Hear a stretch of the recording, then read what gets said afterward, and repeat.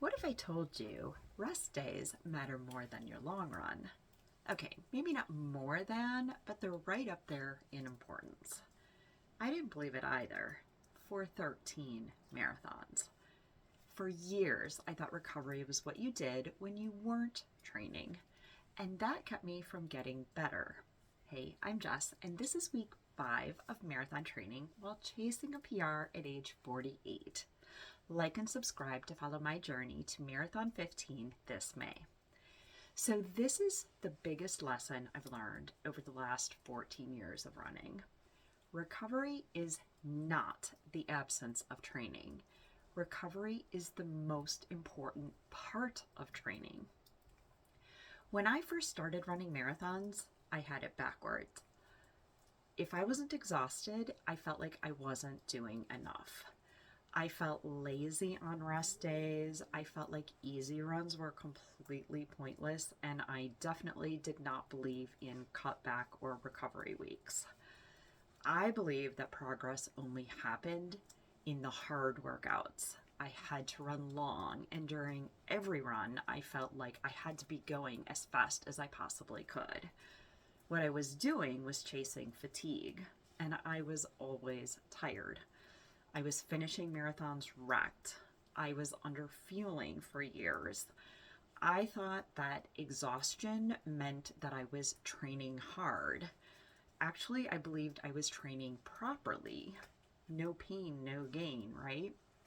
But really, I was just accumulating stress. And then I had an aha moment, which wasn't very exciting. It was really just data. I started paying attention to my HRV, my resting heart rate, and my sleep data. And what I noticed was the numbers were telling me that I wasn't adapting. I was actually just weighing myself down and accumulating fatigue when I wasn't recovering well after long, hard runs.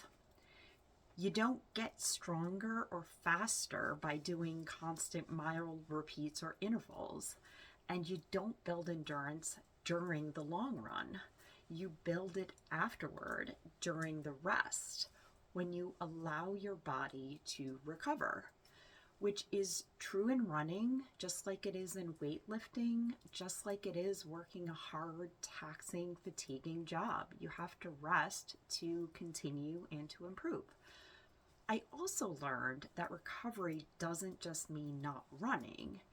It also means proper fueling, eating enough, especially carbs, sleeping like it is your job, not stacking training stress on top of life stress, which at 48 matters even more. I cannot just keep grinding.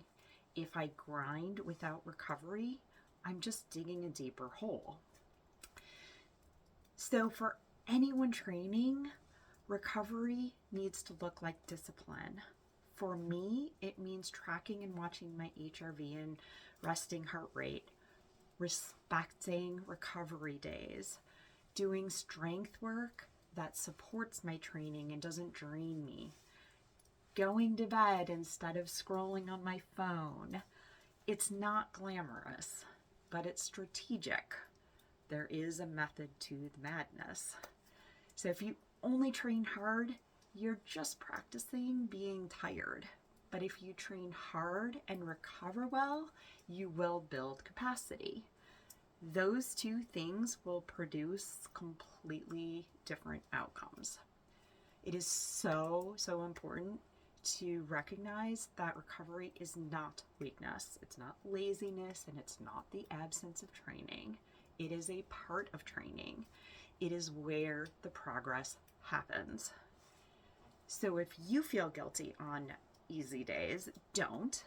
And if you don't have at least one recovery day each week, make one. And don't even get me started on the no days off trend.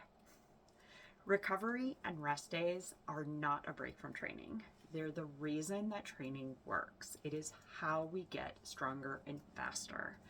And this time, for Marathon 15, I'm enjoying my recovery days. And honestly, I'm enjoying my hard days too because I'm going into them better rested than I have in the past.